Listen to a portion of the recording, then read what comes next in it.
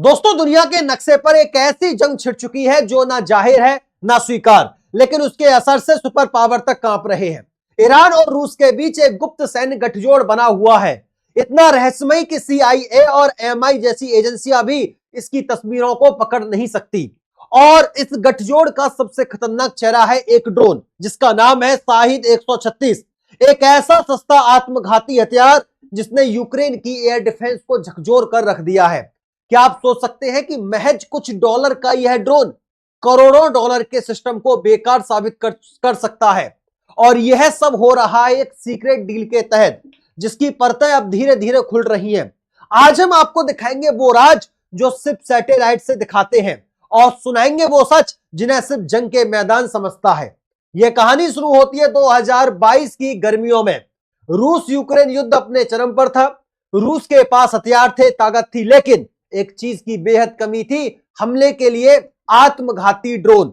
युद्ध में जैसे पश्चिमी प्रतिबंधों का शिकंजा कसता गया, रूस को महसूस हुआ कि उसे एक ऐसे साथी की जरूरत है जो इस मोर्चे पर उसकी कमी पूरी कर सके। और तभी मैदान में उतरा ईरान का एक ऐसा देश जो दशकों से ड्रोन टेक्नोलॉजी पर काम कर रहा था, खासकर कामकाजी ड्रोन यानी आत्मघाती ड्रोन। ड्रोन जैसे इतिहास को बदल रही थी। $800 मिलियन की यह डील न सिर्फ आर्थिक रूप से ईरान के लिए बड़ी थी, बल्कि रणनीतिक रूप से रूस के लिए गेम चेंजर साबित हुई। ईरान ने शाहिद 136 ड्रोन की पहली खेप को मिलिट्री एयरक्राफ्ट के जरिए सीधे रूस भेजा। अब जानते हैं इस ड्रोन के बारे में। शाहिद 136 एक कम लागत वाला लेकिन बेहद खतरनाक कामकाजी ड्रोन है, जिसे खास तौर पर टारगेट पर जाकर टकराने और खुद को विस्फोट से उड़ाने के लिए डिजाइन किया गया है। इसकी रेंज करीब 250 किलोमीटर है और यह लगभग 180 किलोमीटर प्रति घंटा की क्रूज स्पीड से उड़ता है। इसका वजन बेहद हल्का है और ईंधन की खपत न्यूनतम होती है, जिससे यह लंबी दूरी तक बिना रुके उड़ सकता है। इसका नेविगेशन सिस्टम बेहद सिंपल GPS आधारित होता है, जिससे इसे बड़ी संख्या में तेजी से और सस्ते में तैयार किया जा सकता है। यह ड्रोन एक डिस्पोजेबल सोल्जर की तरह होता है जो बिना वापसी की उम्मीद के दुश्मन के इलाके में घुसता है, टारगेट को खोजता है और उसे टक्कर मारकर खुद को उड़ा देता है। इसकी सबसे बड़ी ताकत इसकी सादगी है, जो इसे जटिल और महंगे सिस्टम की तुलना में कहीं ज्यादा प्रभावशाली और टिकाऊ बनाती है। दोस्तों, रूस ने इन्हें सबसे पहले कीव, खार्किव और ओसा जैसे शहरों पर हमलों में इस्तेमाल किया। रात के अंधेरे में जब यह ड्रोन बिजली घरों और सैन्य डिपों पर गिरते थे तो सिर्फ धमाका नहीं होता था, बल्कि यूक्रेन की रातें अंधेरे में डूब जाती थी। रूस ने एक नई रणनीति अपनाई। पहले सस्ते ईरानी ड्रोन भेजा ताकि यूक्रेनी एयर डिफेंस सिस्टम एक्टिव हो जाए, और जब वह इन्हें रोकने में व्यस्त हो तभी असली महंगे रूसी ड्रोन टारगेट को नस्ते नाबूद कर दे। यह एक क्लासिक डिस्ट्रैक्शन अटैक था जिसने दुश्मन के डिफेंस को पंगु बना दिया। शाहिद 136 की सप्लाई के साथ साथ ईरान ने रूस को मुहाजिर 6 ड्रोन भी उपलब्ध कराया, जो तकनीकी रूप से कहीं अधिक एडवांस और सिर्फ निगरानी ही नहीं बल्कि हमले करने में भी सक्षम है। मुहाजिर 6 एक multi role medium altitude long endurance male drone है जो 12 घंटे तक लगातार हवा में उड़ सकता है और 2 प्रेसिशन गाइडेड मिसाइलें या बम कैरी कर सकता है। इसकी प्रमुख भूमिका है दुश्मन की पोजीशंस की निगरानी करना, उन्हें टारगेट करना और जरूरत पड़ने पर टारगेट अटैक करना।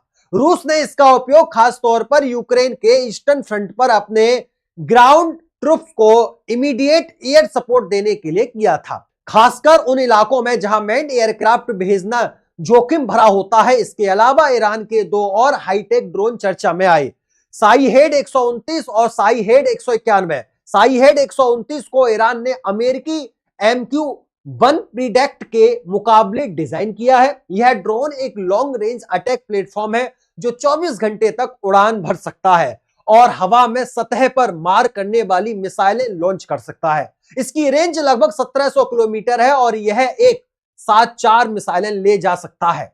इसे खास तौर पर मिलिट्री ऑपरेशन में रियल टाइम सर्विलेंस और प्रिसिशन स्ट्राइक के लिए इस्तेमाल किया जाता है। वही शाहिद 91, जिसे कभी कभी साइगे के नाम से भी जाना जाता है, एक्लो ऑब्जर्वेबल स्टेल अटैक ड्रोन है जो रडार से बचने की क्षमता रखता है। इसका डिजाइन अमेरिकी RQ-170 सेंटिनल के समान माना जाता है, जिसे ईरान ने 2011 में कब्जे में लेने का दावा किया था। शायद 191 हवा में 4.5 घंटे तक रह सकता है और 2 प्रिसीशन बम या मिसाइलें कैरी कर सकता है। हालांकि इसकी तैनाती को लेकर पक्के सबूत नहीं मिले हैं, लेकिन वॉर एनालिटिक्स मानते हैं कि यह रूस ईरान टेक्नोलॉजी सहयोग का अगला कदम हो सकता है। इन सभी ड्रोन सिस्टम ने रूस को केवल एक नया हथियार ही नहीं दिया, बल्कि एक नई रणनीतिक गहराई दी, जहां बना पायलट के सस्ते लॉन्ग रेंज और अटैक कैपेबल ड्रोन्स युद्ध की परिभाषा को ही बदल रहे हैं। लेकिन कई रिपोर्ट्स के अनुसार रूस ने उन्हें टेस्टिंग के लिए मंगाया, लेकिन कई रिपोर्ट्स के हिसाब से रूस इनका इस्तेमाल भी कर रहा है। साल 2023 में रूस ने एक बड़ा रणनीतिक कदम उठाते हुए फैसला लिया था कि अब वह शाहिद 136 ड्रोन का निर्माण खुद करेगा, जिससे वह ईरान पर अपनी निर्भरता कम कर सके।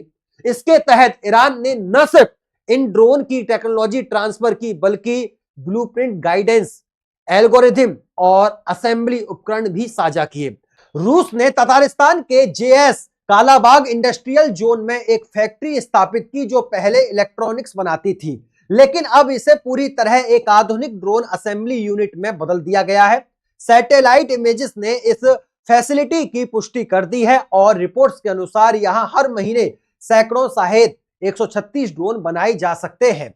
इस प्रोजेक्ट में ईरानी इंजीनियर और रूसी तकनीक स्टाफ मिलकर काम कर रहे हैं। इस डील की सबसे खास बात यह है कि दोनों देशों के बीच टेक्निकल एक्सचेंज, जिसमें ईरान ने जहां ड्रोन डिजाइन और गाइडेंस सिस्टम साझा किए, वहीं रूस ने light weight engine, electronic steel system और AI आधारित टूल्स में मदद दी। दोनों देश अब मिलकर undersea drone, RV, satellite intelligence और साइबर वॉरफेयर जैसे क्षेत्रों में भी सहयोग कर रहे हैं। कुछ रिपोर्ट्स यह भी दावा करती हैं कि रूस के ड्रोन ऑपरेटर्स को तेहरान के पास स्थित एक सैन्य बेस में ट्रेनिंग दी गई, जहां उन्हें फ्लाइट ऑपरेशन, रिपेयर और मिशन प्लानिंग की गहन जानकारी दी गई। बदले में ईरान को यूक्रेन युद्ध के दौरान मिले रियल टाइम वॉर डाटा से अपने हथियारों और रणनीतिकारों को बेहतर बनाने का मौका मिला। इन ड्रोन की डिलीवरी भी बेहद गोपनीय तरीकों से की गई, कभी मिलिट्री कार्गो फ्लाइट से, कभी कैस्पियन सागर के रास्ते जहाजों से और कुछ खेपों को सीरिया के जरिए ट्रांसफर किया गया। ट्रांसपोर्ट रूट्स को बार बार बदला गया ताकि वेस्टर्न इंटेलिजेंस नेटवर्क को भ्रमित किया जा सके और पूरी सप्लाई चेन को सुरक्षित रखा जा सके। अंतरराष्ट्रीय प्रतिबंधों के बावजूद ईरान ने शाहिद 136 ड्रोन की डील $80 करोड़ कमाई है। उसके लिए एक बड़ी आर्थिक और रणनीतिक जीत है। यह पैसा ईरानी रक्षा उद्योग के लिए जीवनदायी साबित हुआ, जिससे उसने नई मिलिट्री टेक्नोलॉजी विकसित करने और अपने हथियारों का उन्नयन करने में सफलता पाई। लेकिन इस डील का असल महत्व सिर्फ पैसे तक सीमित नहीं है। यह सौदा रूस ईरान गठबंधन को एक नई स्तर पर ले गया है। दोनों देश अब पश्चिमी दबावों के खिलाफ एक मजबूत एंटी वेस्टर्न एक्सिस बना रहे हैं, मिलकर एक ऐसी युद्ध रणनीति पर काम कर रहे हैं जहां हाईटेक टेक्नोलॉजी, लो कास्ट वेपन्स और साइबर वॉरफेयर का मिश्रण होगा।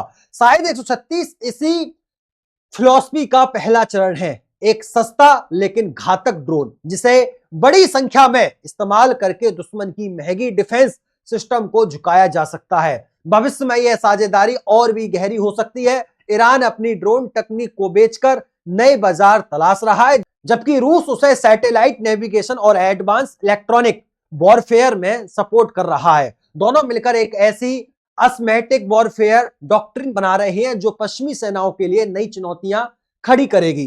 शाहिद 136 ड्रोन ने आधुनिक युद्ध के नियम बदल दिए हैं। पहले यह सिर्फ एक कम लागत वाला कामिकाजे ड्रोन था, लेकिन अब यह एक रणनीतिक हथियार बन चुका है।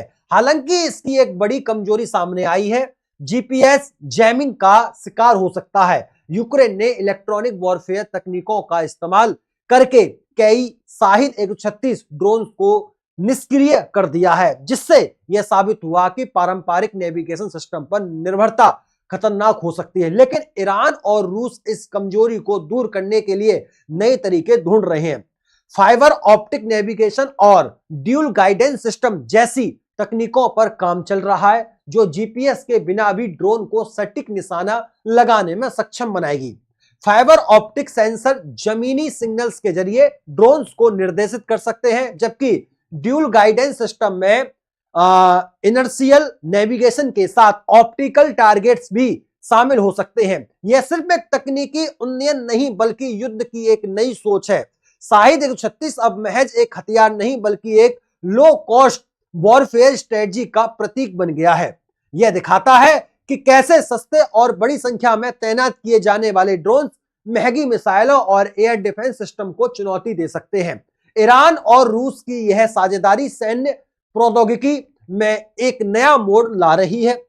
शहद 136 उसी सोच का नतीजा है जो युद्ध के मैदान को हमेशा के लिए बदल सकता है। अगर आपको यह वीडियो जानकारीपूर्ण और रोमांचक लगा हो तो इसे लाइक जरूर करें, और अगर आप ऐसे ही मिलिट्री स्ट्रेटजी, टेक्नोलॉजी और ग्लोबल डिफेंस स्टोरीज में रुचि रखते हैं तो चैनल को सब्सक्राइब करना बिल्कुल मत भूलिएगा। अगली बार हम लाएंगे वो जो दुनिया छुपाती रही और आप जानना चाहते हैं तो चैनल को आज सब्सक्राइब करिए। फिर मुलाकात होती है ऐसे ही शानदार, बेहतरीन, दिलचस्प वीडियो में। तब तक के लिए नमस्कार, राधे राधे, राम राम, जय श्री राम, जय हिंद, जय भारत, वंदे मातरम।